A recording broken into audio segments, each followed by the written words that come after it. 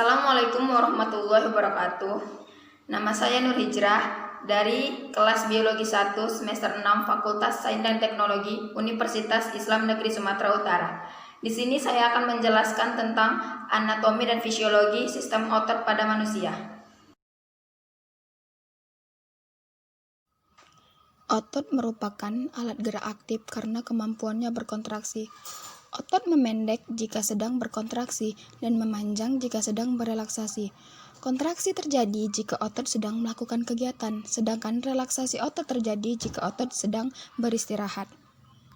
Otot memiliki 3 karakter. Yang pertama, kontraktibilitas, yaitu kemampuan otot untuk memendek dan lebih pendek dari ukurannya yang semula. Hal ini terjadi jika otot sedang melakukan kegiatan. Yang kedua, ada kontrabilitas, yaitu kemampuan untuk memanjang dan lebih panjang dari ukurannya yang semula. Dan yang ketiga, ada elastisitas, yaitu kemampuan otot untuk kembali pada bentuknya yang semula. Fungsi sistem otot yaitu sebagai alat gerak yang disebabkan oleh kemampuan sel-sel untuk berkontraksi. Yang kedua, sebagai pergerakan, otot menghasilkan gerakan pada tulang tempat otot tersebut melekat dan bergerak dalam bagian organ internal tubuh. Sebagai penopang tubuh dan mempertahankan postur, otot menopang rangka dan mempertahankan tubuh saat berada dalam posisi berdiri atau saat duduk terhadap gaya gravitasi. Selanjutnya, otot sebagai produksi panas. Kontraksi otot-otot secara metabolis menghasilkan panas untuk mempertahankan suhu tubuh normal. Jenis-jenis otot ada 3. Yang pertama itu otot lurik atau otot rangka. Merupakan otot volunteer yang melekat pada rangka. Serabut otot sangat panjang sampai 30 cm. Berbentuk silindris dengan lebar berkisar antara 10 mikron sampai 100 mikron.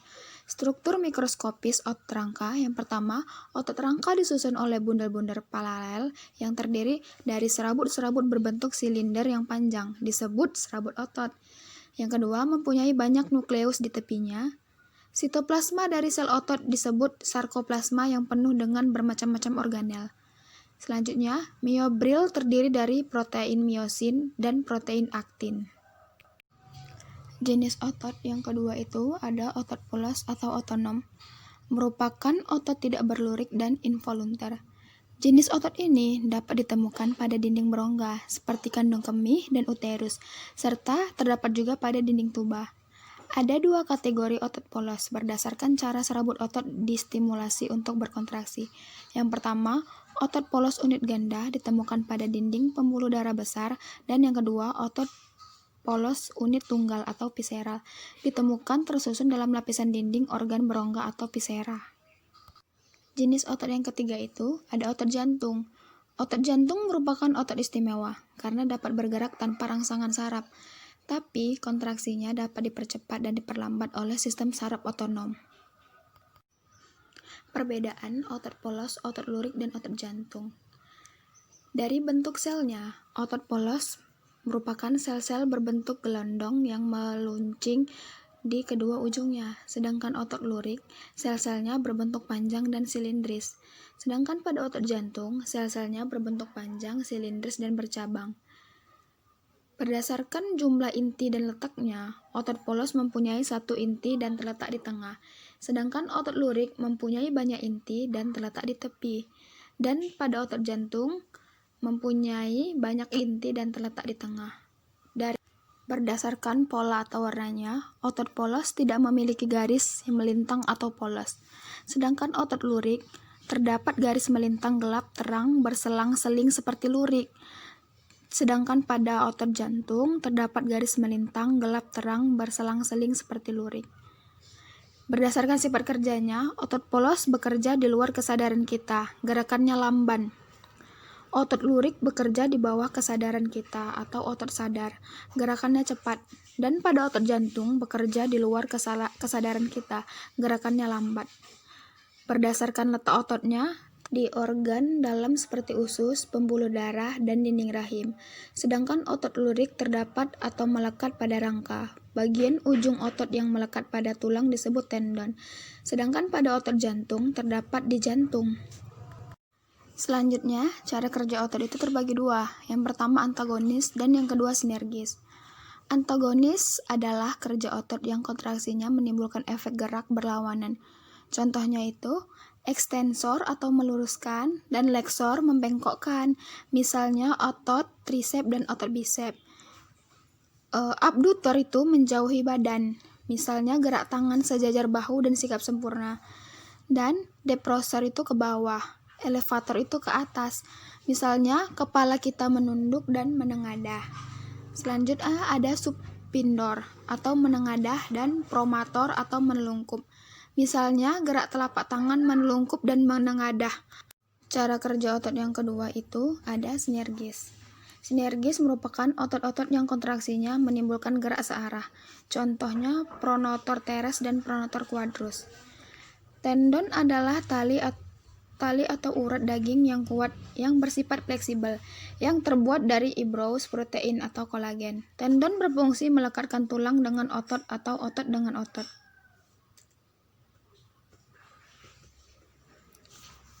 Ligamen adalah pembalut atau selubung yang sangat kuat, yang merupakan jaringan elastis penghubung yang terdiri atas kolagen.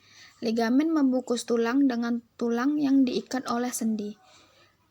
Ligamen memiliki beberapa tipe. Yang pertama, ligamen tipis, dan yang kedua, ligamen pembungkus tulang dan kartilago.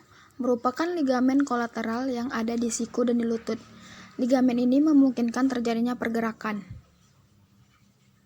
Tipe yang ketiga, ligamen jaringan elastik kuning, merupakan ligamen yang dipererat oleh jaringan yang membungkus dan memperkuat sendi, seperti pada tulang bahu dengan tulang lengan atas. Mekanisme kontraksi otot menggunakan sistem yang bernama sliding filament. Pada proses ini digunakan dua filamen. Yang pertama filamen protein tipis atau aktin dan filamen protein tebal atau miosin. Satu bagian ini disebut sarkomer, dibatasi oleh dua garis jet. Sarkomer yang mengandung aktin dan miosin disebut pita H, sedangkan yang hanya mengandung miosin disebut zona H. Di antara sarkomer ada daerah yang disebut zona I. Lalu bagaimana mekanismenya?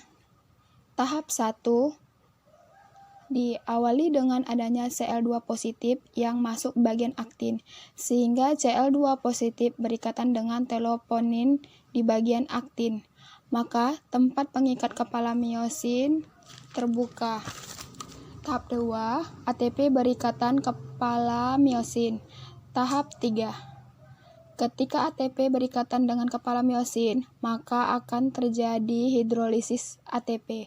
ATP akan diubah menjadi ADP positif fosfat, sehingga terjadi peningkatan aktivasi energi ketika ADP fosfat menempel di bagian kepala miosin. Maka tahap 4 yaitu kepala miosin akan menempel pada aktin sehingga terjadi proses kontraksi. Terakhir, tahap kelima, ADP lepas menyebabkan aktin meluncur. Pada proses ini terjadi proses relaksasi, kemudian kembali ke tahap awal dan proses terjadi terus-menerus. Kelainan-kelainan yang terjadi pada otot kita. Yang pertama itu kram. Kram merupakan kontraksi otot yang terus-menerus atau tetanik, terasa sakit dan di luar kehendak atau involunter. Misalnya kram sewaktu kita berolahraga yang disebabkan oleh capek atau lelah. Yang kedua, kejang-kejang. Kejang-kejang merupakan suatu kontraksi involunter yang hebat dan tetanik dari suatu kelompok otot, misalnya pada anak-anak yang sedang demam tinggi. Sebab-sebab kejang-kejang bisa karena infeksi, contohnya pada radang selaput otak atau meningitis. Selanjutnya ada kecapean atau fatigue. Bila otot-otot terus berkontraksi secara cepat dan kuat, lama-kelamaan otot akan berkurang kekuatan kontraksinya. Yang selanjutnya ada kaku leher. Terjadi karena peradangan otot atau trapezius leher akibat gerak atau hentakan kesalahan gerak. Leher menjadi sakit dan terasa kaku jika digerakkan. Yang terakhir ada tetanus, merupakan penyakit yang menyebabkan otak menjadi kejang akibat toksin bakteri Clostridium tetani yang berbentuk basil masuk ke dalam luka. materi singkat saya tentang anatomi dan fisiologi sistem otot. Semoga bermanfaat bagi kita semua. Assalamualaikum warahmatullahi wabarakatuh.